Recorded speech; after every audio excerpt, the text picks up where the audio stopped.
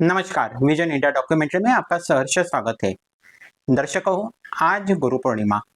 भारत के बिहार राज्य में गया जिले से ब्रजभूषण किशोर जी से हम आपको साक्षात्कार आज संपन्न करवा रहे हैं।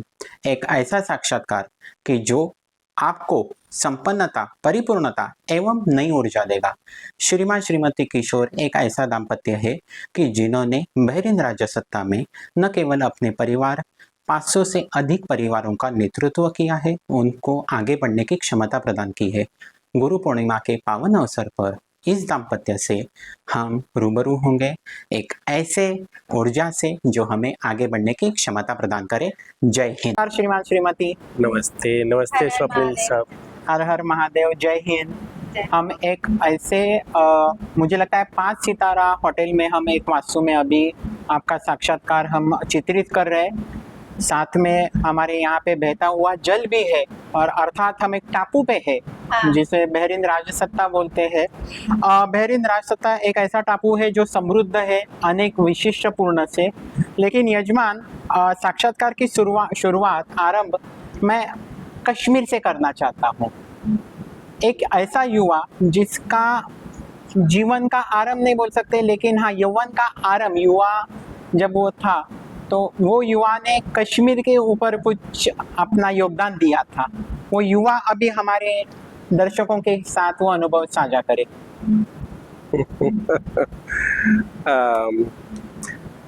कश्मीर पे हमारे इंजीनियरिंग कॉलेज का फाइनल ईयर में हमने एक प्ले किया था जो खुद का लिखा हुआ, और मैं पूरे जीवन में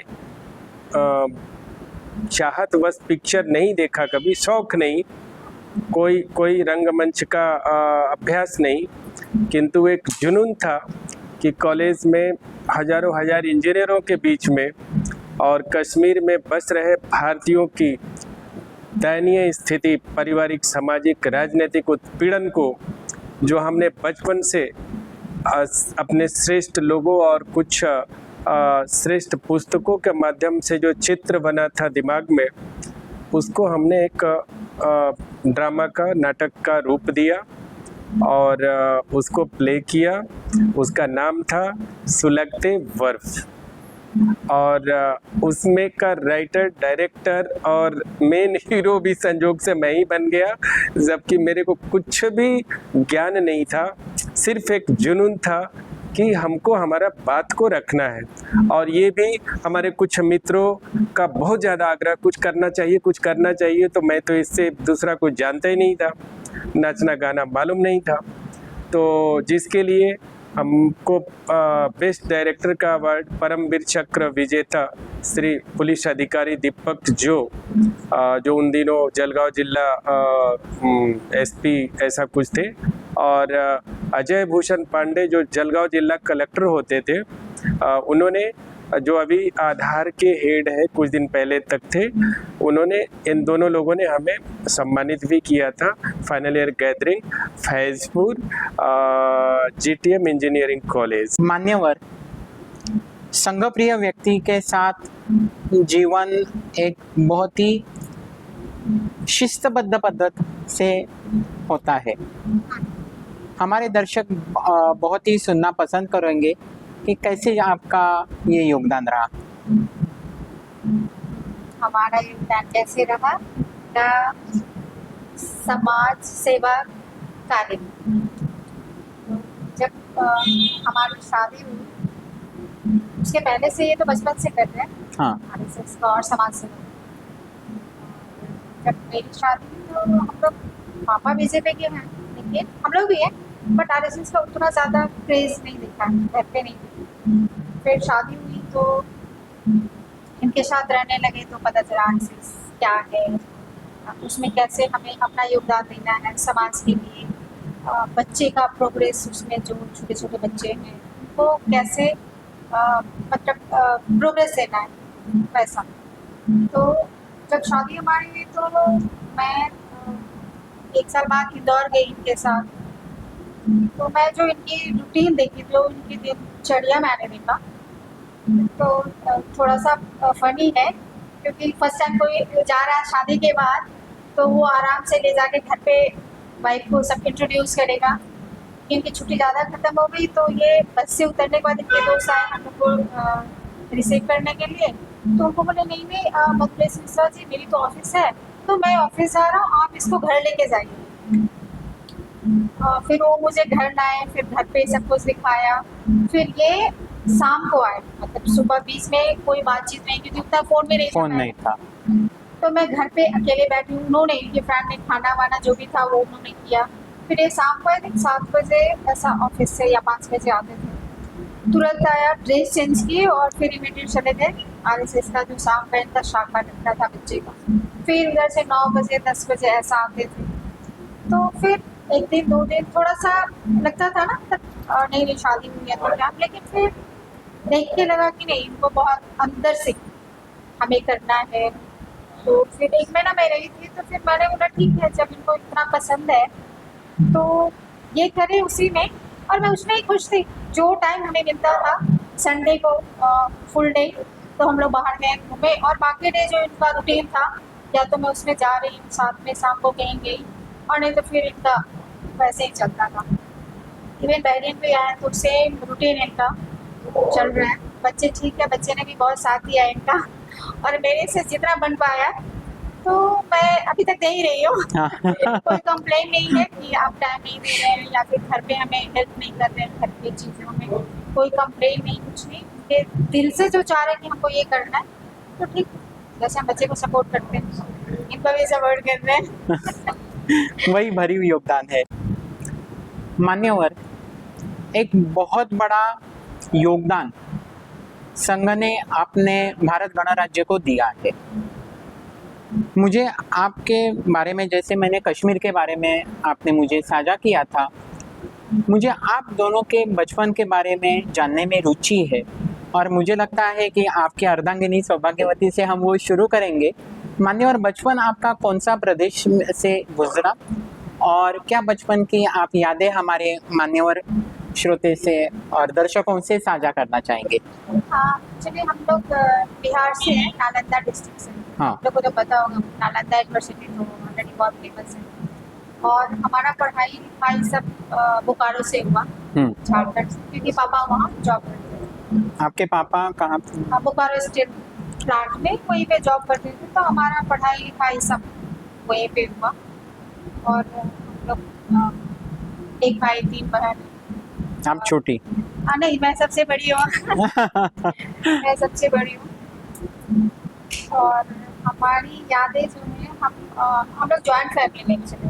मेरे पापा खुद 5 भाई 3 बहन, फिर उनके कज़न, मतलब टोटल 15 फैमिली, ऐसा जॉइंट फैमिली। तो जब हम लोग छुट्टियाँ होती थी गर्मी में, ठंडे में, जो भी 1 महीने की, फिर हम लोग पापा हर साल, क्योंकि वो दिखाना चाहते हैं मतलब फैमिली ज़्यादा इम्पोर्टेंट है। हाँ। अभी हम लोग बोकारो में रह रहे, तो सिर्फ पापा है, मम्मी है, और हम लोग 2-3 भाई बहन बस। तो वो गांव हर बार लेके जाते थे। इवन शादियां होती थी तो कोई भी शादी ऐसा नहीं है कि मिस हो गया बुआ का, कि हमको छुट्टी नहीं मिला, जैसे आजकल के टाइम में होता है। दूर रहते हैं थोड़े, हमारे पास टाइम नहीं है। लेकिन हम लोग का जितनी शादियाँ पापा की बहन का हुई, सब में हम लोग गए। और जो समर वेकेशन हुआ, विंटर वेकेशन, उसमें भी लेके जाते थे। दादा दादी से मिलो, नाना नानी से मिलो, मतलब पूरी जॉइंट फैमिली, और सबके बच्चे आते थे। और हम लोग सब भाई बहन पूरे, मतलब लगता नहीं था कौन किसके बच्चे हैं, और तो इतने मज़े करते थे हम लोग। वो चीज़ें तो आजकल बिल्कुल दिखते ही नहीं है। इवन हमारे भी 2 बच्चे हैं, तो दोनों के इतना ज़्यादा जो आजकल का माहौल, मतलब बिजी वाला जो हो गया। अपनी सिस्टर भी है तो वीक में 1 डे बात होएगी, ऐसा। फिर बहुत है तो 2 दिन हो जाता है, क्योंकि सबके अपने अपने शेड्यूल हैं, वो चीज़ें। तो वो सारी चीज़ें थोड़ा मिस करते हैं। और मैं देना भी चाहती हूँ अपने बच्चे को, कि मैं अपने भाई बहन से कितना अटैच, और वो मैंने अपने पेरेंट्स से सीखा, क्योंकि पापा ने पूरे जॉइंट फैमिली लेके चले, और बहुत केयर अपनी बहन अपने भाई का। सेम चीज़ मैंने खुद में वो चीज़ें की। हाँ। और सेम है हमारी भी लाइफ जो है भाई बहन के साथ, बहुत ही अच्छा रिलेशन, बहुत अच्छा प्यार। जबकि हम बाहर रहते हैं, फिर भी ऐसा नहीं हो, डेली हमारी बातें होती हैं, जो आजकल के बच्चे कभी भी नहीं कर पाएंगे। लेकिन ये 2 व्यक्तिगत बातें मुझे आपसे पूछनी थी। हाँ। मस्ती कौन करता था ज़्यादा?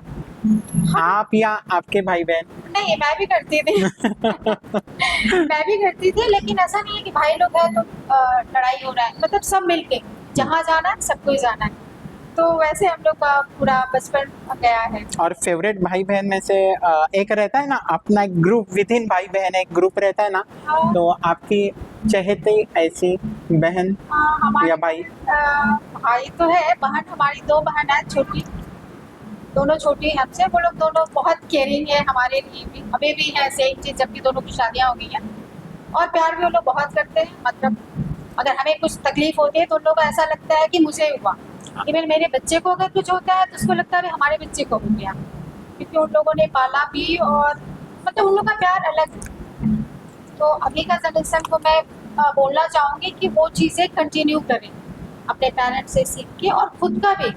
आजकल के तो बच्चे भी सिर्फ 2 रहते हैं, मिनिमम 1 भी रहते हैं, तो उन लोगों का तो जॉइंट फैमिली का कुछ कंसेप्ट भी नहीं है, लेकिन जो है वो तो बच्चे को वो तो parents रिश्ते को बनाए नहीं रखे। जाना चाहिए, और उसे खुद भी होना चाहिए कि लाइफ में माँ बाप कितने दिन रहेंगे, एक दिन तो जाना ही है, तो फाइनली भाई बहन ही रहेंगे, आपके कजन्स रहेंगे, तो बस उन लोग का थोड़ा ध्यान रखें जो भी।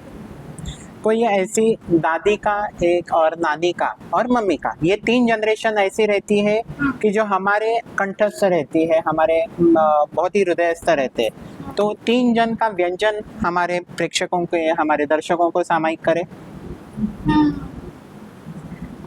चलिए, गाँव तो हम लोग बहुत छुट्टी में ही जाते थे, और हमारा, मैंने जैसा बताया, जॉइंट फैमिली है, तो दादी को तो मैंने कभी काम करते नहीं देखा है कि वो कुक कर रही है, लेकिन एक होते हैं ना पोता पोती, जैसे हाँ। बड़े बेटे हैं मेरे पापा और उनकी बेटा जा रहा है, और जो बाहर रहते हैं, तो थोड़े टाइम के लिए मैं गई, तो उनका स्पेशल अटेंशन रहता था खाना खिलाने में, केयर करने में, बाकी बच्चे तो ऐसे हैं तो तुम अच्छे से खाओ, वो लोग तो ऐसे रह रहे हैं, तो अच्छा है। और उनके हाथे जो रहता था वो पूरा दूध का काम उनका था, वो चीज़ें किचन तो नहीं जाती थी, तो उसमें से जितना है मक्खन निकाल के खिला लो, दूध पिला लो, तो वो मतलब miss अलग करते ही हैं वो स्वाद सारी रहता है। चीज़ें। और कोई ऐसा व्यंजन कि जो आज आप बहरीन राजसत्ता में मिस करते हो? उधर का बिहार का लिट्टी चोखा है, वो तो सबको पता है। फिर हम लोग की तरफ घुगनी बनता है चना का, वो हाँ। बहुत ही अलग है, जो हम लोग मुरमुरे के साथ खाते हैं, तो वो सारी चीज़ें उधर ही बनता है, और वो टेस्ट उधर ही मिलता है। मैं खुद भी कुक करती हूँ, लेकिन वो टेस्ट नहीं आता जो मम्मी बनाती है या फिर दादी जो बनाई, वो वो टेस्ट। स्वाद ही अलग रहता है। हाँ, वो तो अलग है, मम्मी कुछ भी बनाएगी तो अच्छा ही लगता है। वो अन्नपूर्णा का एक संस्कार रहता है। बिल्कुल।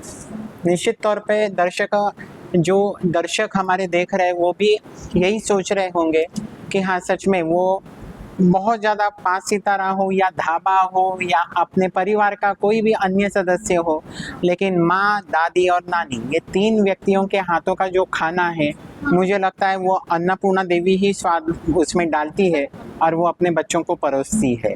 भारतीय व्यक्तियों को एकत्रित कर, संगठित कर, उनके प्रति सामाजिक, सांस्कृतिक, कला, क्रीड़ा, सांस्कृतिक भरी योगदान देना, एक परिवार के मुखिया के जैसा आप समस्त भारतीयों को एक पारिवारिक मुखिया की तरह यहाँ पे संभाले हुए हो आप पति पत्नी, क्या बताओगे? जी ये बहुत आसान है, ये कार्य कोई कठिन नहीं है, और बस एक ही मंत्र है, नेक बनो, एक बनो, अच्छा बनो, और अच्छे लोगों को साथ लेकर चलते रहो, चरई वेती चरई वेती। और इससे अच्छा काम तो कुछ हो ही नहीं सकता है। अच्छा बनना और अच्छे दोस्त बनाना, बस लोक संग्रह जो कलयुग में सबसे बड़ा साधना है, उसी साधना आधार है हमारे कार्य का। और इसमें एकात्मता का निर्माण करना, भारतीय सांस्कृतिक मूल्यों के आधार पे भारतीय परिवारों को एक साथ जोड़ना, उनको अच्छा बनाना, इस दिशा में सतत प्रयास हुआ है। और जब हम इस देश के नागरिक अच्छे बनेंगे, ऑटोमेटिकली जिस देश में हमारा कंट्रीब्यूशन हो रहा है, तो बहरीन देश भी हमारा अच्छा होगा। तो यही कारण है कि हम भारतीयों के ऊपर बहरीन राजतंत्र का बहुत स्नेह है, बहुत प्यार है, क्योंकि उनको मालूम है कि भारतीय लोग किसी भी प्रकार के गैर कानूनी और कार्यों में संलग्न नहीं होते हैं। तो ऐसे ही कर कर के कुछ 500 परिवारों में अपना स्नेह प्यार बांटा है। आप जितना बांटेंगे उतना मिलेगा। यानी कार्य का आधार ही है स्नेह, प्रेम, परिवार भाव, दूसरा कुछ भी नहीं। निश्चित तौर पे। और दर्शक बहुत ही उत्सुक है आपके बारे में ये भी एक जानने के लिए कि विश्व गुरु भारत जो हमारे श्रद्धेय प्रधानमंत्री श्री नरेंद्र मोदी जी द्वारा एक सपना है, तो आप दोनों पति पत्नी से जानना चाहेंगे कि विश्व गुरु भारत बनने के लिए आपका योगदान एवं हमारे दर्शकों के प्रति आप क्या बताना चाहोगे? हाँ, निश्चित रूप से ये तो बचपन से ही हमारा मंत्र है, परम वैभवम नेत्वमेतत् स्वराष्ट्रम। तो अपना भारतवर्ष, अपने देश को परम वैभव के स्थिति पे ले जाना हर देश के नागरिक का परम कर्तव्य होता है, होना चाहिए। और उस नाते ये हमारा भी है, हमारा देश परम वैभव के स्थिति पे जाए, किंतु उसका आधार वसुधैव कुटुंबकम, मानवता, और इस प्रकार का जो हमारा मूल मंत्र है देश का, तो उसके आधार पे निश्चित रूप से और हम बदलेंगे, जग बदलेगा, हम अच्छे बनेंगे, संसार अच्छा बनेगा। और परम वैभव तो वही है ना, पूरा जग प्यारा हो, न्यारा हो, कोई भय मुक्त समाज हो, चोर डाकू ना हो, नफरत ना हो। तो वही सपना है हमारे। इवन भारतीय संस्कृति के मूल का दर्शन यही है जो हमारे पंत प्रधान जी श्री नरेंद्र मोदी जी एक मिशन के रूप में दिए हैं संदेश। और हाँ, हम सब लोग, हम सारे भारतीय इस सपना को साकार करने के दिशा में प्रयासरत है, सहमत है जी। और मान्यवर आप? मैं तो प्रधानमंत्री मोदी जी को बस वो बहुत लंबी उम्र जिए और हर 5 साल पे जो इलेक्शन होते हैं वो आते रहे जब तक उनकी अंतिम सांसें चले। हम तो यही विश करते हैं। क्या बात है। और रहेंगे तो देश तो बहुत आगे जा रहा है और इन फ्यूचर और आगे जाएगा। तो हमें उनको एज अ भारतीय उनको पूरा जितना सपोर्ट दे सकते हैं भारत में, बहरीन से, तो बस देने का है।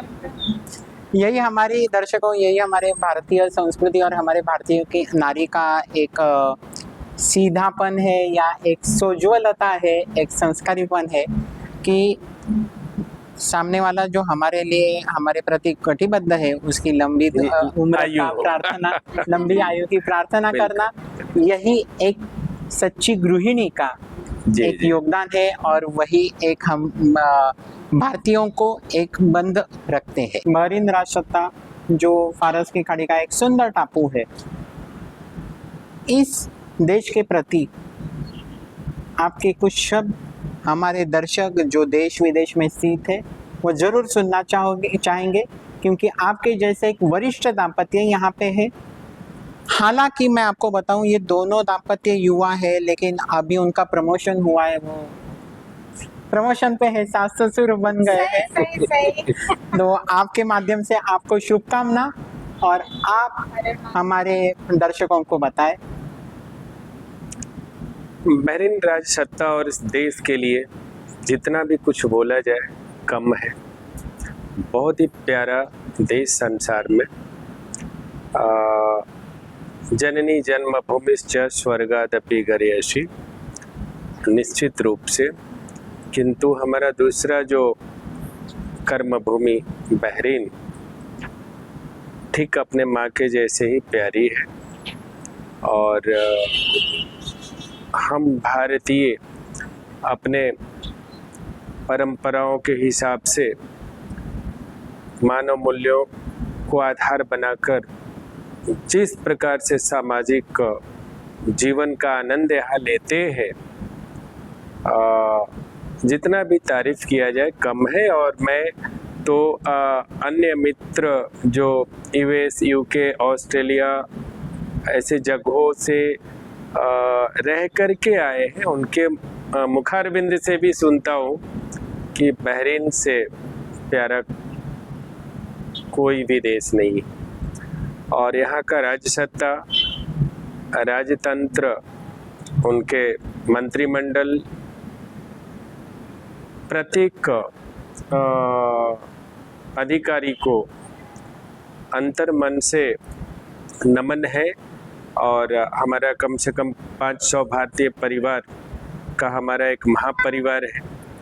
और इस परिवार के बिहाफ में समस्त परिवार मिलन, इसके ओर से हम बहुत बहुत आभार प्रकट करते हैं राजसत्ता को, सरकार को, और जो कि हम सभी को यह अवसर दिया गया है।